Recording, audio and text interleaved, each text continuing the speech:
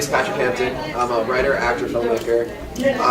My editing experience, I've edited stuff for Sherry Terry, I've edited stuff for Nguyen. I've edited my own reels. I've edited, documentary stuff. I have my own little YouTube channel that I once in a while pop something up just to keep my editing up. It's such a skill and an art form, editing specifically. So it's a really good trait to learn. My name's Peter John Ross. I just go by Ross. I'm cursed with 3 first names. I've been editing for about 13 years. I'm a filmmaker, director, producer, editor. Got Emmy nominated this year for our PBS show called Frame Lines, which I also edit. And That's a great thing. That's a huge thing, man. Congrats. Yeah, it was so awesome to go to the Emmys and not win.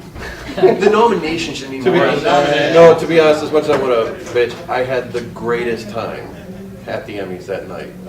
It was so much fun, and it was the first time I've ever been nominated ever, and I was there with about 14 or 15 friends, and 11 of them won. Awesome. I'm just glad that I wasn't the only one that didn't win. The emphasis again is on the 3 that also lost, because then we all got to hang out together and have a drink. But no, I edit a show on PBS. I'm also the executive producer and director of, but it's a show about filmmaking, and a lot of the clips we have is all in editing. So it's probably where I think my biggest strength is as an editor, but I don't know. I'm not a good judge of my own stuff. I'm Nguyen. I'm a director, writer, producer, actor, cinematographer, editor, and effects person. Kind of do everything, jack of all trades, master of most. And I have a web series called Day Zero, and we completed our first season in December of last year. And we started our second season just in May of this year. I use Adobe Premiere Pro on a PC, quad-core, and After Effects. And I basically, to release each episode, I gave myself a deadline every month, and I would release each one at the last Wednesday of the month. And so I would take I'm really fast, so I'd take about 1 to 2 weeks to edit each episode, which was filmed technically about 4 days each. Yeah. And then give to the composers, and then they would get 2 weeks to score it. So yeah, editing is I hate it, but it's very creative. You made a really good point too. Software. What are the industry standards? What are we using? What are the things that people are going for? So we have Premiere, which is right now a huge industry standard. What do you cut on? I'm primarily Adobe Premiere, but I cut in Final Cut Pro, Avid, and I've just added Sony Vegas. To me, I have a big thing about this. I am software agnostic. To me, I have a saying that I stick by, which is, it's the artist, not the brush. I can't imagine Picasso and Da Vinci going, my brush is better than yours! And yet online, hours are spent debating on which one is better. In my mind, there's no such thing as better. There's better for you. Yeah. The software has nothing to do. The truth is 99% of everything you do as an editor, you get for free in iMovie or Windows Movie Maker. That's the ability to make straight cuts, dissolves, titles, and add music. That's 99% of editing right there. Everything else is just a bell or whistle that really may or may not enhance the storytelling. So to me, these formats don't mean anything. Although I do need everybody to know about codecs. That's a different issue. That is a different issue. That's one thing I'm horrible at. I'll be honest with that. Sadly, I'm an expert at codecs. That's why I don't have a girlfriend. For me, I cut on. Right now, I'm using Final Cut 8, 7. 7. I'm using 7. There's 7 and 10. Yeah, right. That's where I get confused. I'm trying to cut on Final Cut 7, but I also cut on Final Cut 10. I've used Avid. I've used Premiere. I use a little bit of everything. Like you said, it's the artist, and 99% of what you do with editing is the straight cuts, the dissolves. So you know the basic theory behind these programs. It helps you out to be able to jump on any program. I think certain tricks you can learn, audio, certain things you can do with these programs that are just simple and universal. I don't know if you've linear edited. Oh God, yes. See, exactly. That's how I learned. And that's the theory behind it. Okay, it comes down to basically this. This is where we get into the history of editing. Originally on film, they would cut strips of film. They would take the film negative, make a positive, and that was called a work print. They would cut the film. So you'd have from this frame to this frame. Then you'd use Scotch tape to splice together the next shot. And it was all in a straight line, so they called it linear editing. Now when it came to video, it was the same thing but with two VCRs, a play deck and a record deck. Yep. So when you hit play and you hit record, you get your shot, hit pause, either rewind or fast forward or put in another tape, hit play, record that. And what happens if you watch it back and you go, I need to change the third shot? What's the problem? You got to re-edit the whole thing over again. So it was called linear editing, and I love me some metaphors. It makes everything easy to understand. It's the difference between a typewriter and a word processor. Linear editing was when you were going tape to tape or cutting film. That's like typing with a typewriter. You typed out a page, you want to change the second word. You got to either have a lot of whiteout or get a new sheet of paper. Whereas a word processor, you just change it. That's the same thing with non-linear editing or computer-based editing. You can change your mind at the drop of a hat. You can change things, and it's open up the creativity. You can do so much more in the programs too. You can tighten up your shots. You can, maybe that one shot was absolutely amazing. Besides, the boom was in there. It happens all the time, and now you're able to. I just had that happen on a short I just did, which was I had a shot that was the perfect shot, but the boom mic entered the shot, and everybody's like, "Well, you can't use that take." I'm like, "Why not?" I took a part of the frame, clipped it over it, covered up the boom mic, and no one will never know. It's as much crap as the man gets. George Lucas opened up our minds with nonlinear editing that you can take. Star Wars is just a huge thing for editing. What's more of what he did is he pushed for nonlinear editing in the 80s. He had a Laserdisc system called the Edit Droid, which was then later licensed to Avid, and they turned it into hard drive based. So, but George Lucas gets a lot of crap because he had this idea during that horrible atrocity against humanity called Phantom Menace. But he had this brilliant idea about editing, which is, I'm going to splice two different actor performances in the same frame. He's like, everybody's like, what? What are you talking about? He's like, just splice the two performances together. They're on different sides of the frame. Splice it together. And thinking in that kind of third dimensionality, that taking what's there and enhancing it even further, we are not limited by anything in technology anymore. It's unbelievable. That's not even cracking open the idea of After Effects. Admit it. You're the one who killed him. You seduced him, gained his confidence. And then when he wasn't looking, you reached into your purse and without conscience or remorse, you pulled out a gun and shot him. And cut. Curious? Visit theindygathering.com, a film festival, and so much more. In today's world, there is an absolute need to know how to protect yourself. But who has the time or money for lengthy training sessions with techniques you may not remember in a time of need, or which can wind up putting you in even more danger? With Escape and Survive, you will learn effective, easy-to-remember techniques for getting out of dangerous situations. No complicated moves, no expensive, time-consuming training. Just common sense self-defense. Book your seminar today at escapeandsurvive.com.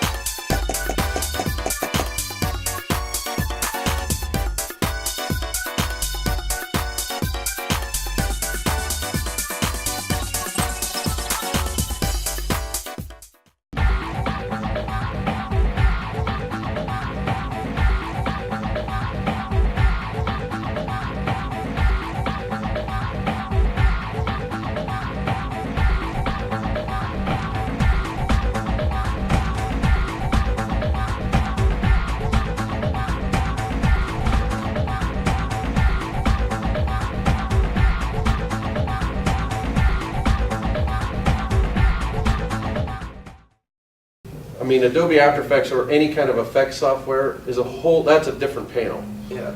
But it's amazing how much that's being incorporated into editing.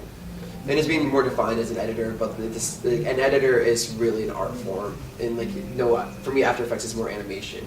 And for me, I'm an editor, I'm not an animator. And this is the editing. And that's why this is the editing thing. And But all three of us also do After Effects because we're editors. Right. that's the one thing I don't do. You don't do any After Effects? I know how to do it, and I do one process, but I do most of my After Effects and that stuff in the editing program. I use Final Cut 10 usually if I want to get something out really quick, really fast, just not dealing with, which is going straight to the web. If I want something like, I hate the magnetic timeline for that one. It sucks so much. I love the program per se, I just hate the timeline. Like you said, it's an art form, and like what Ross said, when is media, media movie maker and things like that. Yeah. I actually started with that. I started on iMovie, yeah. All this stuff. I started with a program called Corel Lumiere that was $79 at a software store. I started with that, and within 3 months, I graduated to Adobe Premiere. I'm Adobe certified for After Effects and Premiere, but not Photoshop or anything else. No. No, they were. I don't know if they existed when I bought the software. It was in a bargain bin, but it got me started into actually editing. Yeah, but the first thing I did was senior video back in high school. If you think about my career, like the longest thing I've probably done is camera work and editing. What are the biggest issues that you have when you're in your room that could have been corrected during principal photography? In a weird way, what I think shifted the most what's shifted the most in the industry for me is I prefer the cinematographers to shoot what we call flat, which is keep the lighting somewhat neutral and the colors neutral, and let me deal with that. Yeah. That's probably the biggest shift and change, but that's not necessarily, it used to be we would only do that if we were fixing a mistake. Now we're requesting it. Because again, it used to be a separate job. This was somebody's job called a colorist, to color correct, whether it was chemicals on physical film or in the telecine when they're transferring it. But today, that's falling on the editor. The job of editor is, because the software is allowing one person to do more, we're getting paid a lot less to do a lot more. Yeah, and it's funny enough. Also, when you say the price of a colorist and getting color correction done to your pieces, it's so expensive. It's just easier for someone to do it in the program for budget reasons too. And it's the sad truth of it all. It's a lot of the stuff's gonna be falling on the editor again. After Effects is gonna be an editor's job, and that's gonna be. It's already shifting that way. Yeah. Hardcore. That's why I was like, Johnny, you want me on this panel because I don't really do After Effects. This is just editing, and again, and the principles of editing are the same. Yeah. Which is, again, because I love me and my metaphors, it's like filmmaking is like being in a band. And the editor is the drummer, because you're keeping the rhythm and pacing of a scene, or creating the rhythm and pacing of a scene. So, I mean, for me, I've done, just like these guys, I've done a lot of projects where I've been a one-man band, and I've been on projects with 600 people, including assistant editors, an editor, colorists separate from me. The whole thing, I've done it where I've done every size project from just me to 600 plus people. And the truth is, I feel like you have to put on a different hat as an editor.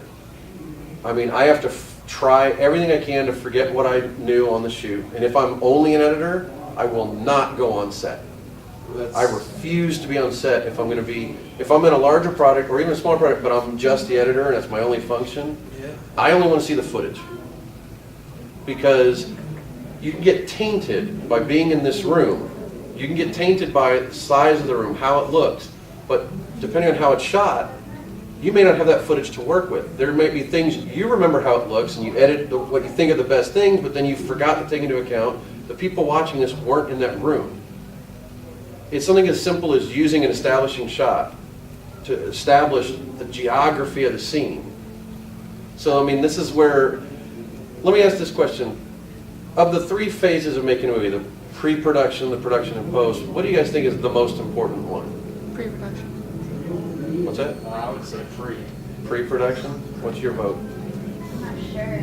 You got a guess. You're being forced to make a guess right now. I would say post. Okay, your guess? I Well, all of them are important, but pre-production is huge. Okay, you're Well, all depends on wrong. what It was a trick question. They're all equally important.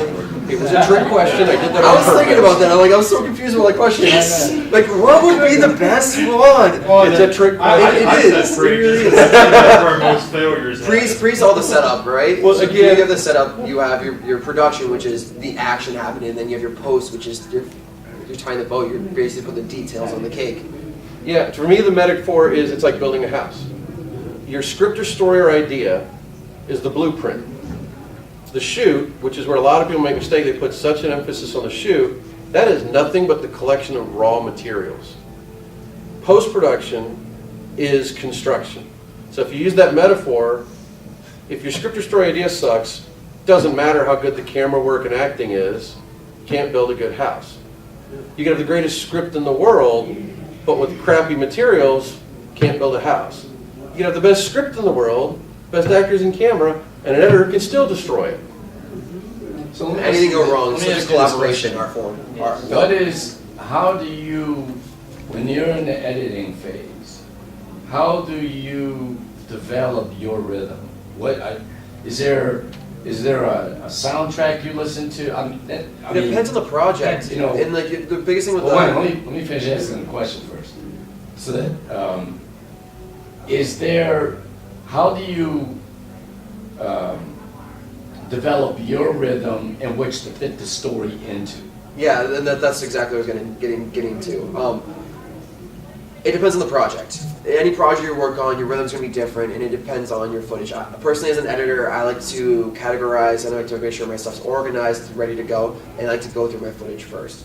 I like to pick out my shots, and that can help define my pacing right there. I pick out the best scenes, because I'm not just an editor, but you have to wear those hats. You have to take the hat on if I'm acting on a project, or if I wrote the project, I'm acting on the same project I wrote.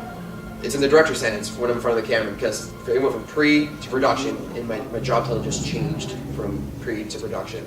Then when I'm in post, it's a new different hat.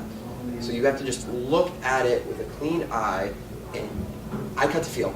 I cut to what I think feels right. If it's like musically, I will get my beats, I'll get my tones, get my cuts to that sort of stuff. But pacing is something that you have to work on per the project as an editor. It's an art form. And I want to maybe piggyback on that a little bit, what you said. Just a little bit on portion.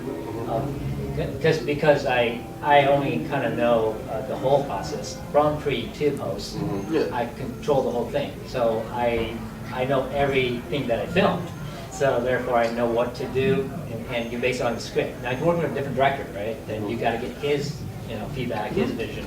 Oh, yeah. Work with that. And, here's your draft, and then he'll come back and redline it, whatever, and he wants this. Okay, so you do it that way.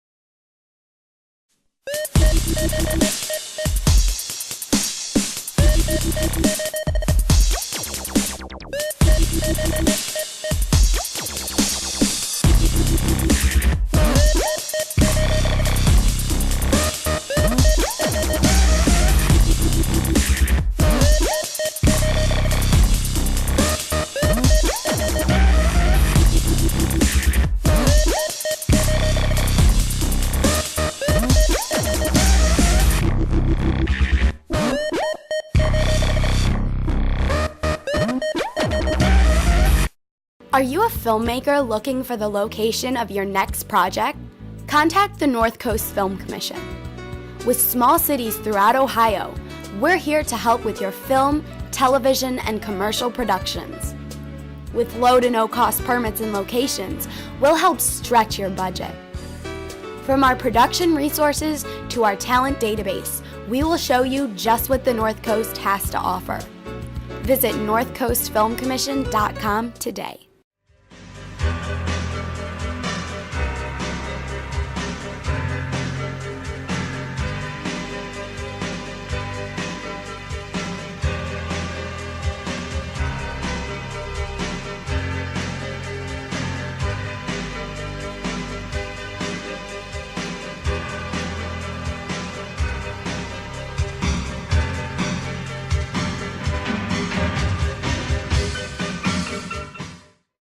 Anybody can ruin a project, and that's the truth behind it. Even your makeup person can ruin a project. Yeah. Even food, not even food there, can ruin a project. But the thing about rhythm that you were saying, genre affects rhythm. Dramas are generally slower. Action movies are faster. Horror can be slower, depending on comedies, can be faster, slow. That is such a subjective question per project.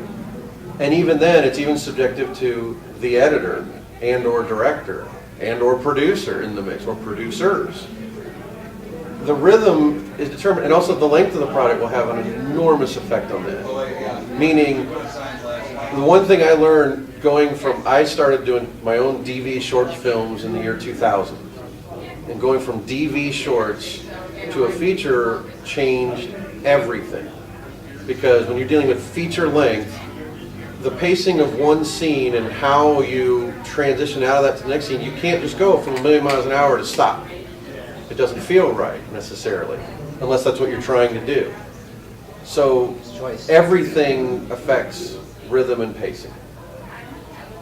And I mean, but probably the single thing that affects it the most is the syncopation of actors delivering is, to me, like listening to classical music.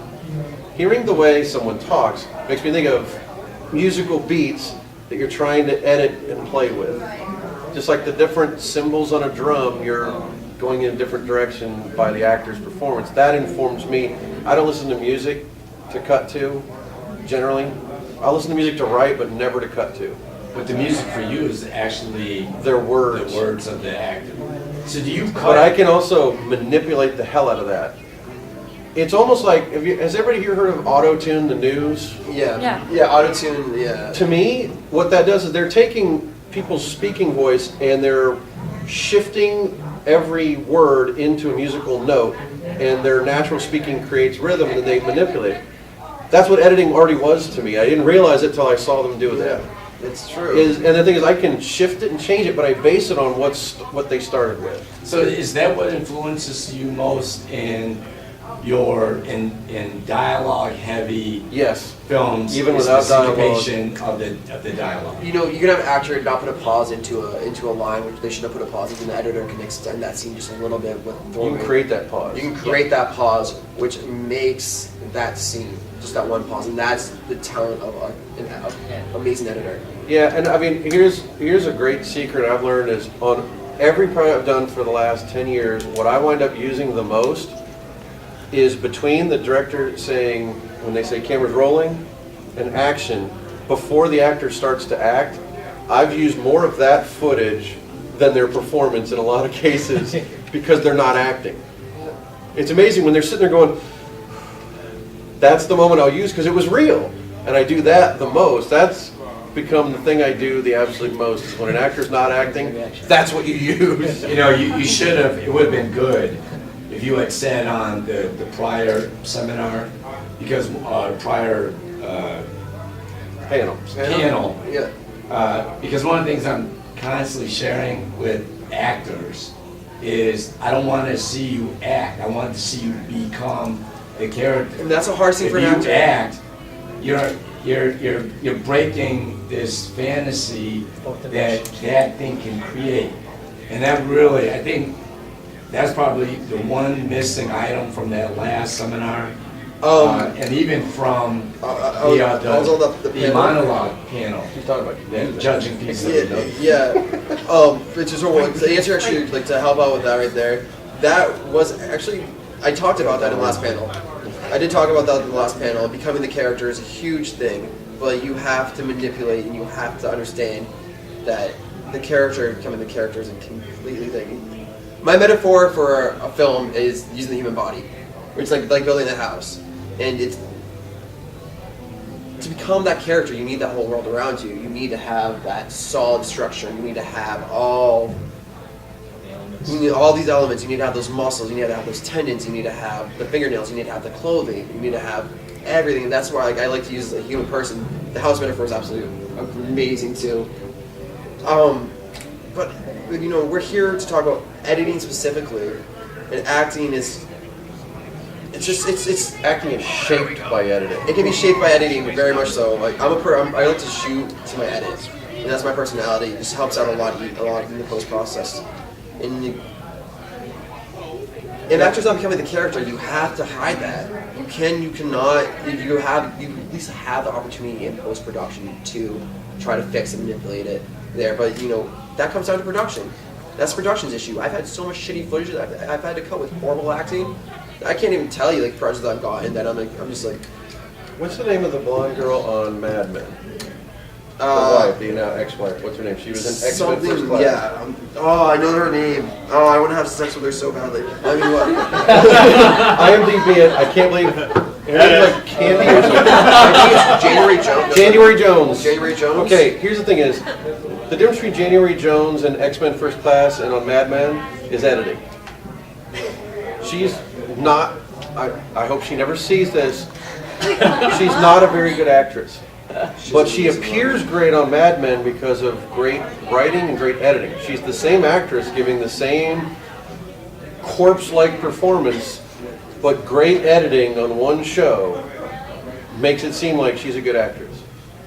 I mean, Matthew Vaughn spoke privately about what a horrible time he had with her on X-Men, he's like, how is this the same human being on that show? And it was because they... Just a pretty face. Editing, they mask her performance with editing.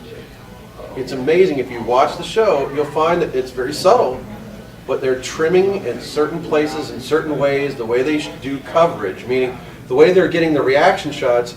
Her performance is enhanced by the great actors around her caring and listening more than her performance, because if they kept the camera on her for too long, you'd be like, check for a pulse, she sucks.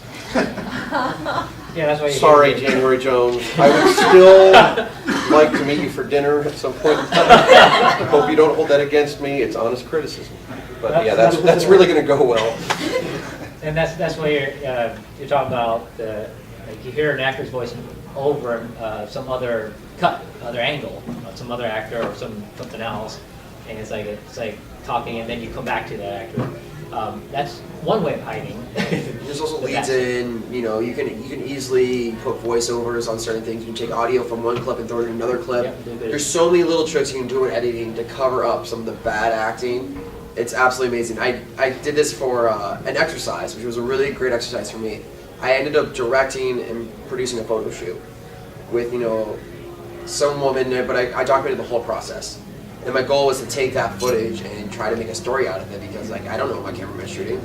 I'm letting him go wild. Why? It was a young kid, needs experience. I'm gonna help him out, and I'm gonna guide him along the way and try to build a story. Was he 13? How old are you?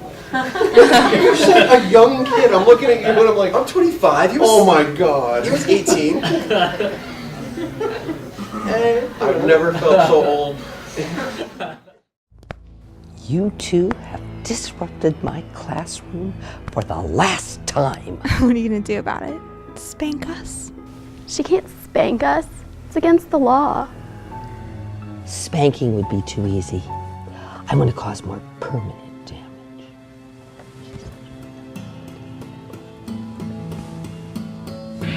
And cut. Curious? Visit theindygathering.com, a film festival, and so much more. Filmmaking is the new garage band. Watch Framelines, a show about people making movies.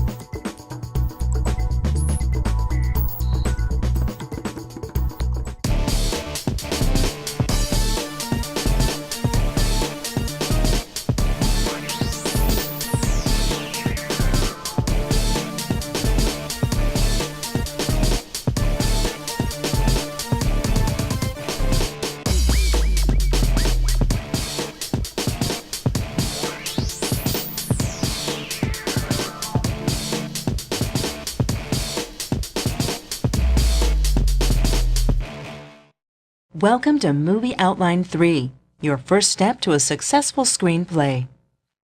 Movie Outline is powerful screenplay development software for both the amateur and the professional screenwriter, which uses the simple technique of step outlining to build your story, characters, and screenplay scene by scene.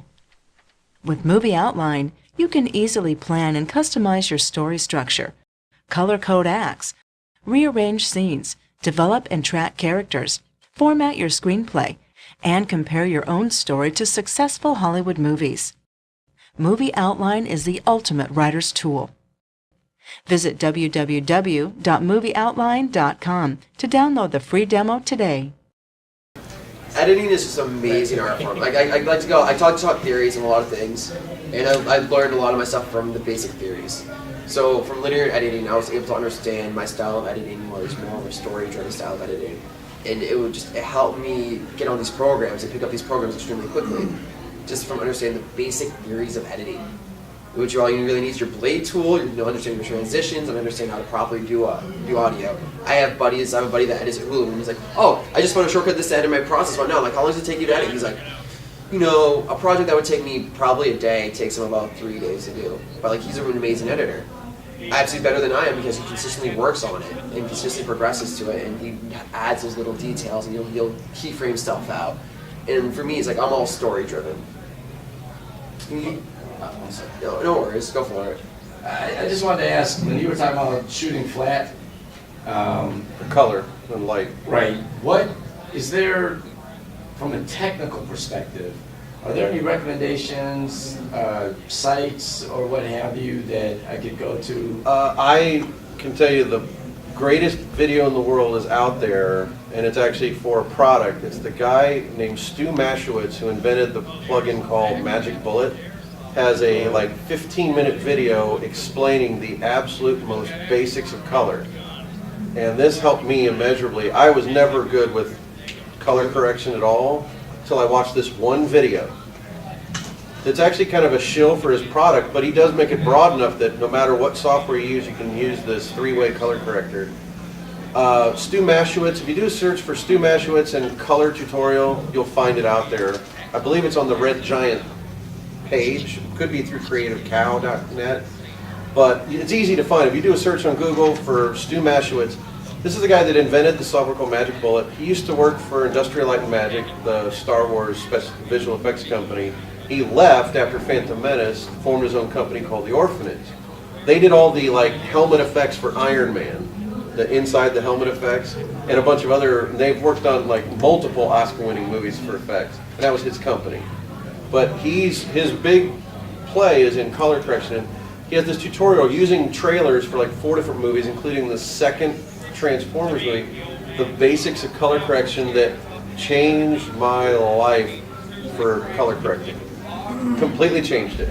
One of the things you have to notate with that is this is again where that whole process, in the planning stages, the shoot, and then in the edit, you have to plan for this because in order for effective color correction to work in editing, they have to shoot not only flat, but you have to have that in terms of the rooms they're in, the colors of the room, the colors of their clothes, have to all stay somewhat neutral so that you can color correct. Because if you want to have kind of a green tint, you don't want to shoot in a room with burgundy walls. It's not going to work so good.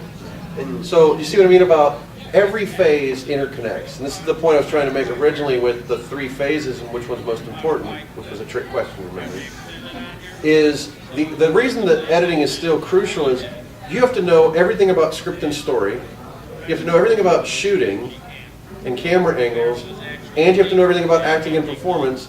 Then you got to know your own job about rhythm and pacing of editing. So you kind of have to know everybody's job as well as they do to do your job well. So editing the most crucial phase in terms of knowing every angle, every possibility of what you can do with story. And so you have to know everybody's job to do that job. That's why I begrudge doing it in it, but I like the creative process. It's the one thing I hate to do, but I love to do it. Yeah, you have to do it. But you two both have acted in your own stuff. Yeah. How do you view it as a character or an actor? Do you separate yourself from it? I separate myself. Yeah, I hate seeing myself on film. Absolutely hate it. Whatnot. It's just one of those things. I don't think of myself as I got put it from the camera. I just have no shame. I feel like every time. You feel shame in editing? No. And so, like I said, I put on different hats. As you know, pre-production and everything goes as a producer, I will do all my jobs that I need to do. But when I have to turn my project over to a certain person, I will take that hat off and relinquish anything about it. Film is the ultimate collaboration. It's like building a house. The weakest link. The weakest link. And if you know your weak link, you remove yourself from the situation. Or if you know that your influence will not help progress this project, you remove yourself from the situation.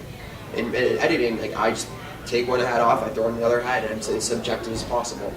I honestly, most likely, I will cut myself out more of certain things because it's me. Because I'd rather showcase my other talent. Because I'd rather do all this stuff. I agree with that. Like, it's about the story. It's about the story. You know, And that's a about the character. products. That's not you. Exactly. It's a character. That's what I was asking. Yeah. See, the only things I'm in, I'm not an actor, but I do host segments of my show. Yeah. I generally will not edit those segments of myself. That's why I have assistant editors. I will make them cut me because I get so distracted going, who's that incredibly good-looking guy on the screen? I just can't focus at that point. Well, you're at the point that you can do Sarcasm. No, I get distracted by it. I'm like, I need to get on the treadmill. That's all I can think. Question? Yeah, just a comment. I'm getting into, of course, as you know, I have different hats: screenplay, director, editor, and I'm shooting with an SLR, and trying to invest with Atom's Ninja. And edit with Premiere. I found that I don't know if you use Prelude. Prelude. It's also part of Adobe that gives you like a rough cut, a rough editing of when you are just ready to import. You pre-visualize. You just drag the ones that you have to go through the process. The process is going to be the process no matter what for editing. You're going to have to get your footage, review your footage. You know, you'll have some idea of what you're going to cut in there. While you have to, when you're reviewing it, you'll know what the best stuff is. These programs are these programs, and like I am a firm believer of understanding the basic theories of editing. Once you understand the basic theories of editing, these programs will help you out in the long run, and maybe a shortcut here and there. But if you don't know the basics, then you'll have the hardest time cutting something together. It's the difference between an artist and a technician. Yeah. The artist will know when to cut. The technician will know what button do you press. I want to be the artist, never the technician. Unfortunately, I've got both. That's a benefit for you as being the artist. You have the qualifications of the technician. Yeah. For me, I get to indulge two of my OCDs, the technical side and the artistry side. But for me, the thing with that thing of like putting it together early, my new process has developed over the last 2 or 3 years has been to make a cut, get your instincts, like which take, when did you cut, and then I'll watch it literally 100 or more times. And whatever starts annoying me first gets changed. Because I guarantee you, whatever annoyed me after 100 views will annoy somebody out there their first view. So in a weird way, it's kind of a numbing process, numbing yourself to the footage and the edit so that you're not in love with anything. You love none of it. You want to see what bothers you the least. Might be something someone likes later.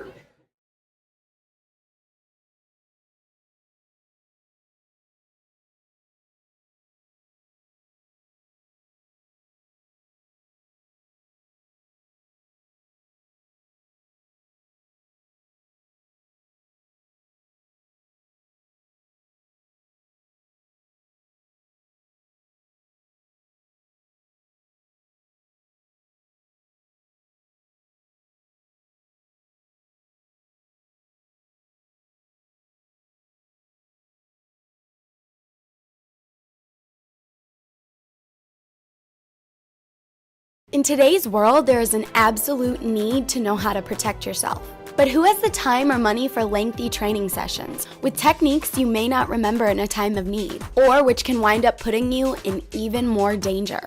With Escape and Survive, you will learn effective, easy-to-remember techniques for getting out of dangerous situations. No complicated moves, no expensive, time-consuming training, just common sense self-defense. Book your seminar today at escapeandsurvive.com.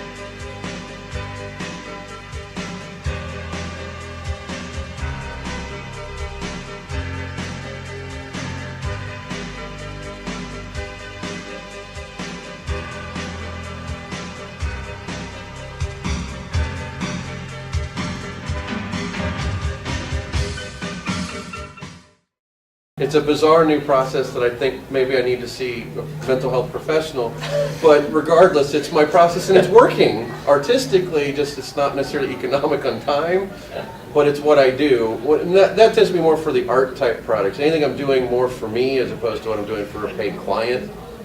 Like if I'm doing it for a TV show or TV commercial, I don't have time for that. To me, it's, but if I'm making a film, a narrative film, I will just watch it repeatedly and just whittle away. It's again, another metaphor is it's chiseling. You've got all this footage, you got a block of marble, you want to chisel it down.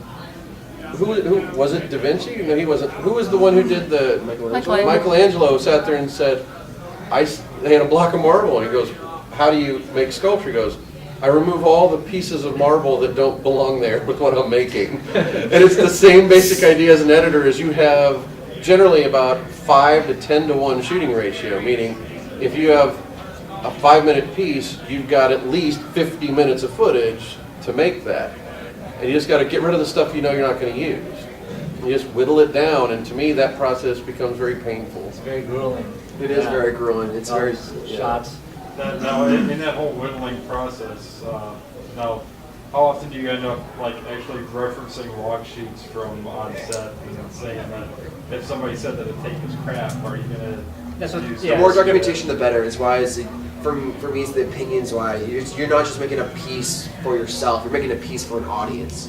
So you're getting audience feedback already from somebody that this technique is crap. You can be the judgment, obviously. You are one of the final says on the situation. Then you have the eye that will basically define it. But for me, it's circumstantial being, if I'm editing for someone else, I have to use the director's notes. I start with their selects, meaning the takes that they said were good. I start there rather than watching all the footage. I start with their good takes, edit it together, and then I start looking at alternatives separate from what they notated. But that's when I'm working solely as an editor, as a function separate as director. If I'm the director, I know what I liked, I remember what I saw on set, and I put it together, and then I do the same process, but I don't need to look at notes because I kept most of it up here, just because, again, depending on the length of the piece. If you're talking feature length, you have to rely on your own notes because you are not going to remember everything. That's what you have a script supervisor for, that took the notes that you have there to reference. But usually in that situation, if I directed it, I'm generally not going to edit it either. I like to swap out when I'm directing. I want to have a separate editor because I want to have someone that I can fight with. And I mean that in the best way possible. I mean that in that I want an editor that will fight me. I don't want somebody that's just going to go, okay, whatever. No, I want someone that's going to sit there and go, I like this better. And I'll be like, no, this is why. And I want them to convince me the reasons why their choices were better. And I like to do that as an editor for other people, if that's what I sense the director wants. Sometimes you get a sense that the director knows what they want, give them what they want. Sometimes I'm a monkey pressing buttons. Other times I'm a key collaborator, and I love those fights. They should love it too, because defending your decisions shouldn't be hard. You should be able to tell me why you wanted that performance. Now, if you're doing both and you have to fight yourself, you're doing both. You probably want to get a second set of eyes. Well, that's why you have a producer or somebody else to voice an opinion. Yeah, some other producer. So guys, we're going to be wrapping up really soon. We have another 5 minutes here. So we can answer probably about 3 more questions. 2 to 3 more questions. So if anyone has any really questions. Back to how you're talking about like knowing the ins and outs of your software, especially you said you're using Adobe Premiere. I have Adobe Premiere Elements, the new Linux version of that. Do you know any like websites or books or tutorials that are good to CreativeCow.net, Adobe's YouTube, own site. Adobe TV, Adobe TV would be Adobe a great TV, one. and YouTube. Just look up tutorials, Adobe Premiere Elements, and even your version, like 11, I think it is. Type in, how If I have a question, I just Google it. I will honestly, I'll look up if I have any questions about certain things that I forgot to do or certain things that that I know how to do the process, I will just Google it. And the information will pop in there, I'll read the message boards, I'll check a tutorial out. And it helps you as your progression as an artist, as an editor, by doing this because you won't get stuck. You have that fallback already. YouTube has changed the world. YouTube almost singularly has changed the entire world in terms of the availability of visual and audio information. I know, I mean, part of what I do with PBS show Frameless is we make editing type tutorials, but they're never about what button you press, they're always about theories. Like, why do you do an L cut? Why do you do match cutting or cutting on motion? Because it's all about theory, it has nothing to do with the software. I made those tutorials because I wished 13 years ago when I started doing this, and I started late, I started in my late 20s, it was the first time I ever got involved in anything like this. I was a licensed broker, for God's sake. Wow. And got out before the big financial collapses. But the thing is, the availability of those tutorials, I know that I'm motivated by, I'm making something I wish I'd had. And now there are thousands and thousands of tutorials, whether it be specifically what button do I press, theory, you name it. You can find it, and you'll find somebody that even speaks to you in your own language with subtitles. People have been adding to my own YouTube videos Korean subtitles, Russian, French, Norwegian. How many editors could there possibly be in Norway? Apparently a lot. It's a market, and technology's helped out so much in the advancement of this art form. It's the only reason I'm here is because of the technological bent. I might be able to my hands on these programs have been advancing so much. Being able to have I just edit off my laptop right now. Like I have a new MacBook Pro, and that's perfect for me for what I do for my editing. I just need an extra hard drive because the hard drive's not finished. Yeah, I have a couple going right now. But that's another big change in the world. Is it used to be tape based. There is not a manufacturer on the planet that makes a camera that takes a cassette of any kind at this point. Not even on the high-end pro market, not on the consumer level. It's been 2 or 3 years. The last one was the Panasonic Vericam. That was 3 years ago, last time one that took a tape came off the line. So being file-based, one of the things I think it would behoove us, because you brought this up and I want to emphasize, organization is everything. Yeah. When I do my own products, even if I'm the only editor, I will still make up bins, which is just a fancy way of saying folders. They call them bins because when they did that linear cutting of physical film, they had trash cans that were clean called bins. So if you want those 2 frames back, you'd have to reach in the trash can, pull them out, and tape them back in. So they still call them bins in the program today because of that. But organization is, I create bins for audio, video, titles, timelines, graphics or images, whatever you want to call it. It's like every product starts with those 5. Even if I don't have stuff to put in those individual folders, it's habit. Because I teach, I teach at the Ohio Center for Broadcasting part-time. I teach 2 or 3 classes a week. And I instill in them this idea of your first job out of school, or your first job in like the real arena might be as an assistant editor. The only function you have is to organize bins and then let the editor edit. So, and the other thing about it is if you ever want to collaborate, you want to bring another editor on the project, if you don't have organization and they want to like tweak your edit, they don't know where anything is. Take over or just make tweaks. Yeah. You know, every organization is a communication. Number lines, like certain things you have to mark those stuff up. Folders, everything separated. Because if they need to change a title, if you have a bin that has 2,800 individual files not remotely organized. Big too. It's I don't know where to find anything. You want somebody to help, they can't help you because you weren't organized. So organization is everything. See, one of the things you could do, even on smaller shoots, I instill this value set of, even if the sound is going into the camera, use a slate that says what the scene number, shot number, everything, the date, everything you need, so that it's a visual reference. Then when the editor goes in, or assistant editor goes in, they name the shot the same as that. If they recorded a separate sound, Love they're saying splits. they're saying out loud, scene 4, Really helps. shot apple, take 3. Having that and naming your files the same, if you need synchronized sound, if you look for those words, boy, that's easy to find. If you don't do that and everything's a hobbled mess, how can anybody work on that? How much longer is editing going to take? So those basic organization methods, essential. And I use it for my screenwriting too. Organization. Like shot lists and stuff? Shot lists are a great thing. I don't like writing shot lists, funny enough. That's the one thing for me when I'm directing is I have it in my head what I like, and like I know what coverage I need to get for the scene. And that's the biggest thing. I know not to overdo it, but like, when you get to the next level, you have to have your shot list ready to go. You have to go for short films. The bigger you kind of the get crew, away with it, but the bigger the crew, the more you gotta organized you need to communicate. be. Yeah, the more stuff needs to be out there. And like, I'd probably actually get my DVD, my shot list. Like, go for it. I just want to deal with the actors and the scene and the overall.